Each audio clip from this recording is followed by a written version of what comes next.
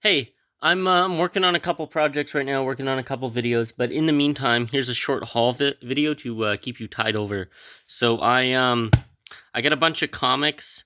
Some of them are quite rare, some of them are quite early issues of certain runs, certain characters, and so I will show those to you.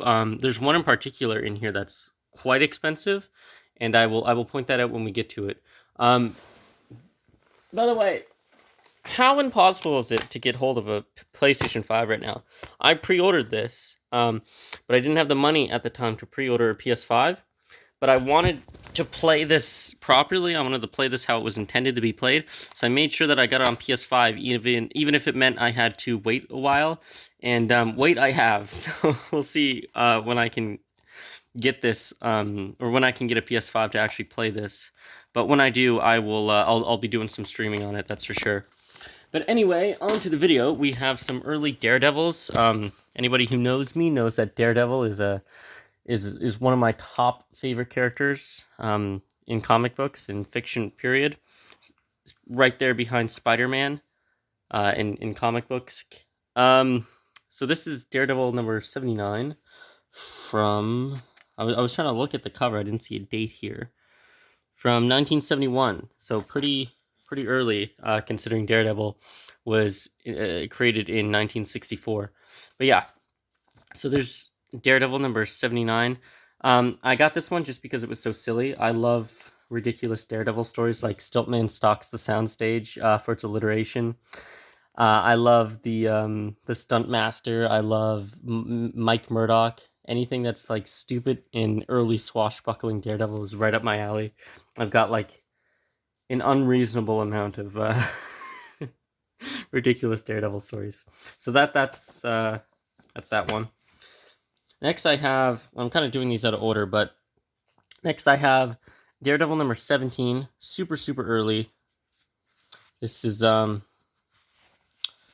where Spider-Man like basically assaults Foggy because he thinks that Foggy is Daredevil at the time.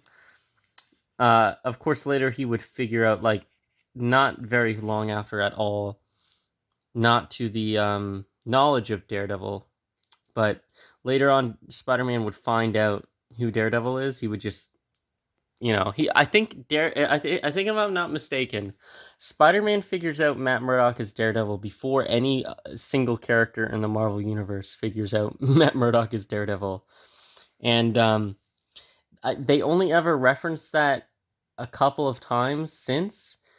I remember in the Clone Saga during that period, Spider-Man or Daredevil had faked his death again, and Spider-Man reveals that he was like onto him the whole time, and once again he figured out that the new Daredevil was still Matt Murdock because he deduced Matt Murdock's identity originally, and then thereafter was able to analyze this Daredevil so specifically that he was able to determine that even if this character was trained by Matt, there's no way he could emulate those mannerisms and moves so precisely, and so that it had to be Matt.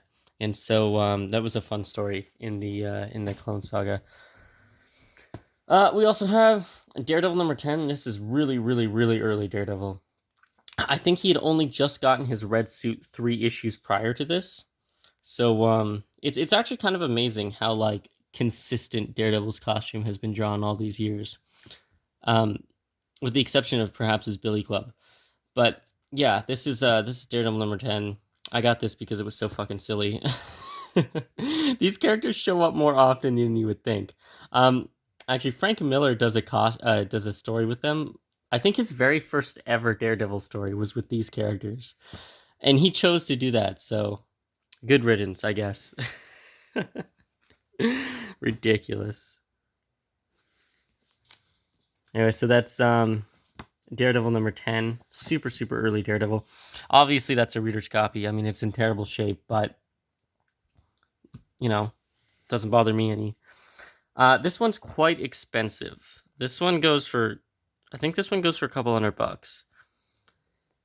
Not in this condition. I wouldn't be getting a couple $100 for it in this condition anyway, but I paid. Listen, the guy said $5. I insisted on paying more than $5 because I didn't want I didn't want to just take advantage of somebody I like. So I won't disclose exactly what I paid for this, but I suffice it to say it wasn't $5. So don't attack me. This is an iconic issue though, certainly for original X-Men fans. I think at this point during the run, they were doing reprints of older stories because X-Men as a main title had gotten canceled, if I'm not mistaken about that. So I think this is from the run where they were republishing older stories. But these are still, before they called them tales or classics, they're still quite valuable. This one in particular. But yeah, I think this is the time where Professor X fakes his own death and then replaces himself with like, I think he was like a cancer patient, and basically Professor X was using him like as a conduit. So Professor X fakes his own death, and then it's revealed that he's alive.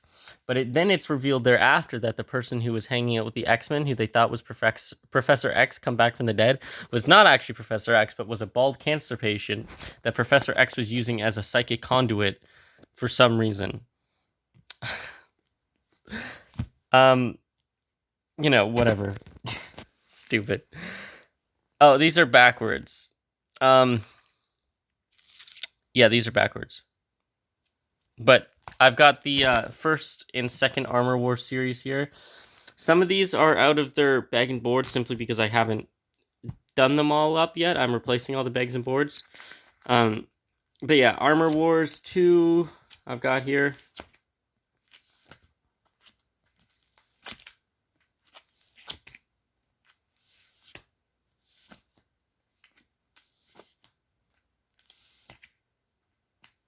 Ant-Man, relatively early Scott Lang. Not so early, but relatively early.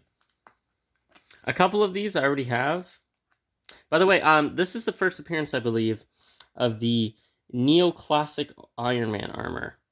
And this is one of my favorite armors, and it's one that Iron Man would use for longer than most armors in his arsenal.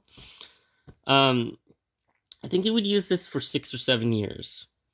And he's only had 2 or 3 other suits that he's worn for quite so long. Obviously, the Mark IV classic suit that everybody knows from the comics, which we'll see later, he used for a really long time. And the Extremis armor he used for a long time, and maybe one other. But this is certainly one of his longest running suits. By the way, I love that cover. Love the Silver Centurion.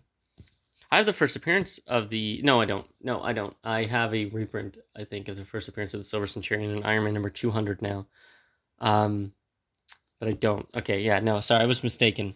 I had to correct myself. Yeah, so anyway, Armor Wars. This is the first Armor Wars series. We are going backwards, like I said. This is when Captain America was U.S. agent. No, was he... He was the captain, right? So Captain America was not Captain America because the U.S. government basically took back his costume and identity for disagreeing with them. And so, for not being their pansy. So he got this new suit, and he called himself the Captain, and at one point he would call himself Nomad, but at this point he was the Captain. And you might recognize this as the suit that was later appropriated by U.S. Agent and used by him. I do have an action figure of this. I quite like it. But yeah, that's what that is. The Mandroids. If I'm not mistaken, the Mandroids were sort of knockoff Iron Man armor developed by Hammer Tech for S.H.I.E.L.D. Stingray, who cares? This is issue 1 of the Armor Wars. If you saw my Iron Man collection video, you might remember that I have this as a reprint, as a True Believers edition, but I didn't have this in its original print. But I do now, and I'm very glad to, because it's a really iconic issue, and it's a seminal part of the Iron Man mythos, the Armor Wars. Next, I have Iron Man number 161, and only Moon Knight can save him. I find that unlikely. The Invincible Iron Man is in deep trouble, and only Moon Knight can save him. I don't know if I believe that, because he's Moon Knight. I love Moon Knight, by the way. I have a ton of Moon Knight stuff. But he's not exactly a super powerful character, to say the least.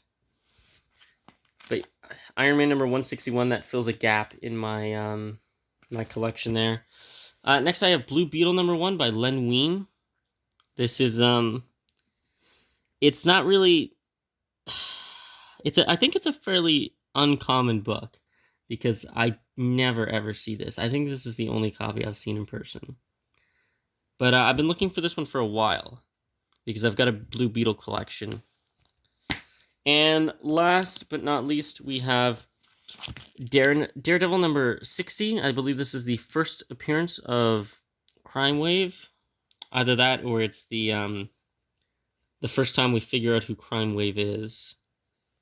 But yeah, Daredevil number 60. This is an old issue. This is very uncommon. It's very hard to find old issues of Daredevil like this, for some reason. I guess Daredevil was perhaps one of those characters who back in the day wasn't selling as well as Spider-Man and characters like that, so his books are a little bit harder to find from the early 100 issues. But yeah, so there are some very rare books in there. There are some moderately rare books in there. There are some fairly common books, and there are some random ass books, like Blue Beetle. But I hope you enjoyed nonetheless. This is just a bunch of stuff I picked up today from a friend of mine who sells comics, and yeah, so I filled some gaps in my collection, and I got a video out of it, so it's not bad. I hope you enjoyed. I'll talk to you guys later. Bye.